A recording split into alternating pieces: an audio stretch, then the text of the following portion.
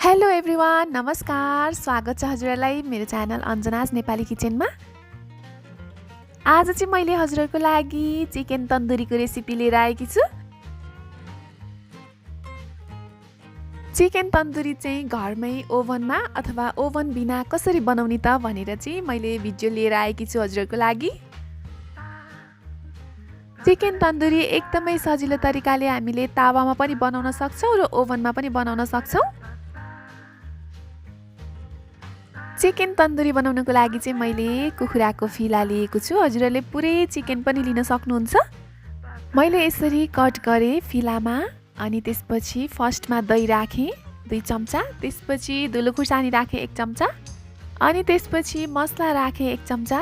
मसला चाहिँ हजुरहरूले तन्दुरी मसला पनि राख्न सक्नुहुन्छ है। त्यसपछि बेसार राखे आधी चम्चा, मरिच राखे आधी चम्चा, सानो चम्चाले राखेको छु मैले चाहिँ सबै। त्यसपछि नुन राखे 1 चम्चा जति अनि अदुवा लसुनको पेस्ट राखे 2-3 चम्चा। अदुवा लसुनको पेस्टले चाहिँ तन्दुरीलाई एकदमै मिठो टेस्ट दिन्छ। अनि कागतीको रस राखे अलिकति।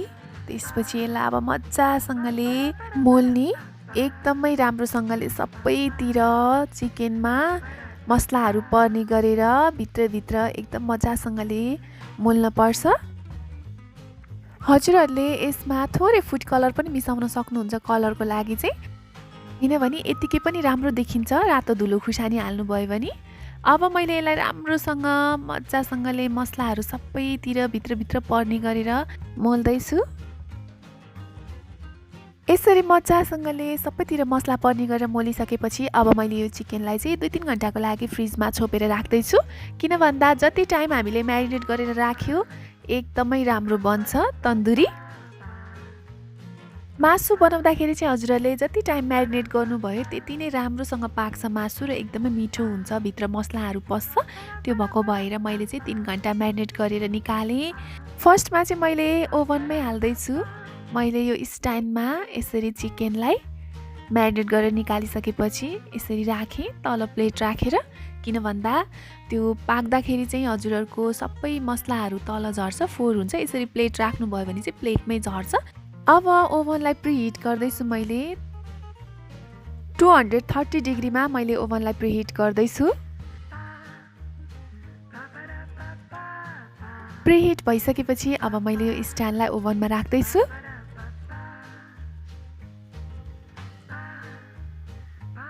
मैले यो तन्दुरीलाई चाहिँ 20 मिनेटको लागि रोस्ट गर्नलाई हाल्दिएँ 230 डिग्रीमा।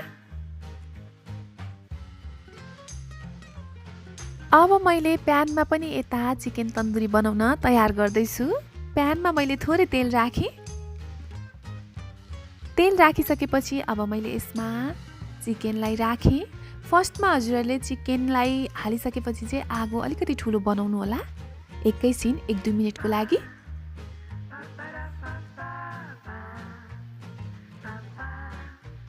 अब 2 मिनेटपछि मैले एकचोटि फर्काउँदैछु।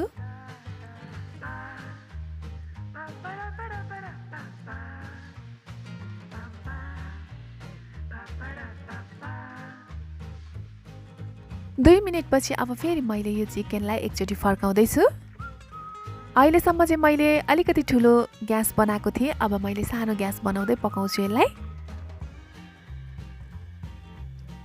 सानो ग्यास पारे मैले अब मैले यसलाई छोपेर 5-7 मिनेटको लागि पकाउँदैछु।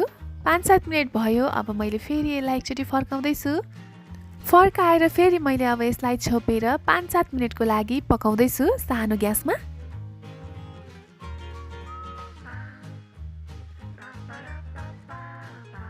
यसरी हजुरहरूले तावामा बनाउँदाखेरि चाहिँ यो चिकनमा चाहिँ बेला बेलामा बटर पनि दल्दै सानो ग्यासमा पकाउँदै गर्नुहोला।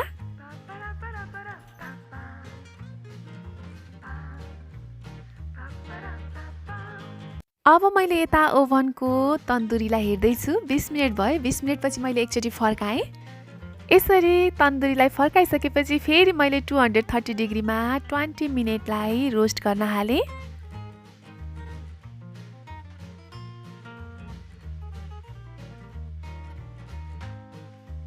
अब यता प्यानमा पनि हाम्रो तन्दुरी बन्दैछ। सानो ग्यासमा छोपेर मैले बनाउँदैछु। ओभनमा जस्तै नै सजिलो हुन्छ प्यानमा पनि। मलाई त एकदमै सजिलो लागिरहेछ प्यानमा बनाउन पनि। सानो ग्यासमा फर्काउँदै 3-4 मिनेटमा बटर लगाउँदै यसरी तन्दुरी बनाउँदैछु म प्यानमा पनि।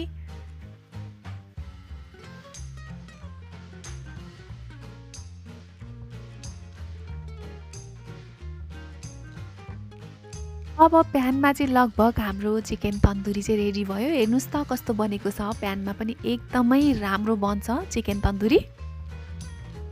हामीले घरमा एकदमै सजिलैसँग रेस्टुरेन्टको जस्तै तन्दुरी बनाएर खान सक्छौँ।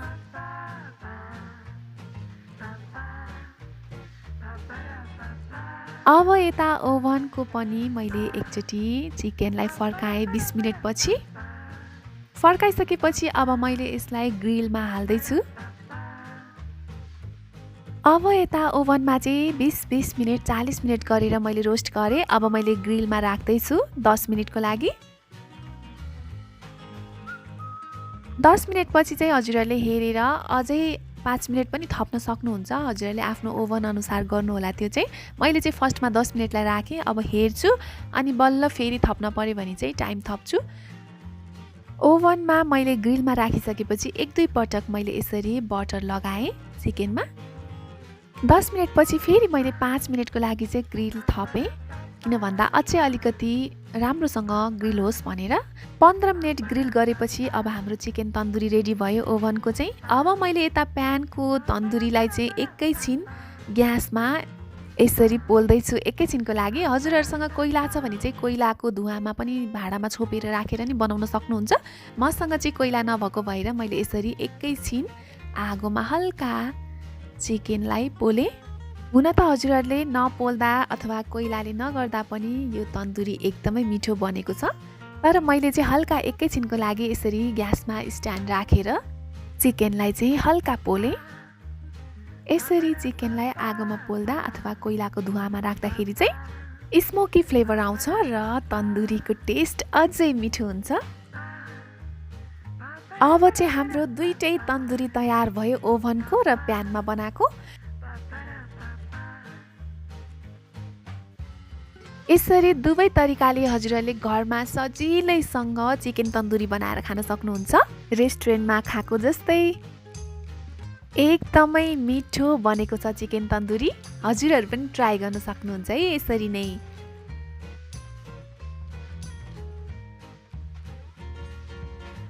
हजुरहरूलाई मेरो भिडियो कस्तो लाग्यो कमेन्ट गर्न नभुल्नुहोला। साथै हजुरहरूले अहिलेसम्म मेरो च्यानल सब्सक्राइब गर्नुभएको छैन भने चाहिँ प्लिज मेरो च्यानललाई सब्सक्राइब गरिदिनु होला है त। सबैजनालाई धेरै धेरै धन्यवाद मेरो भिडियो हेरिदिनु भएकोमा।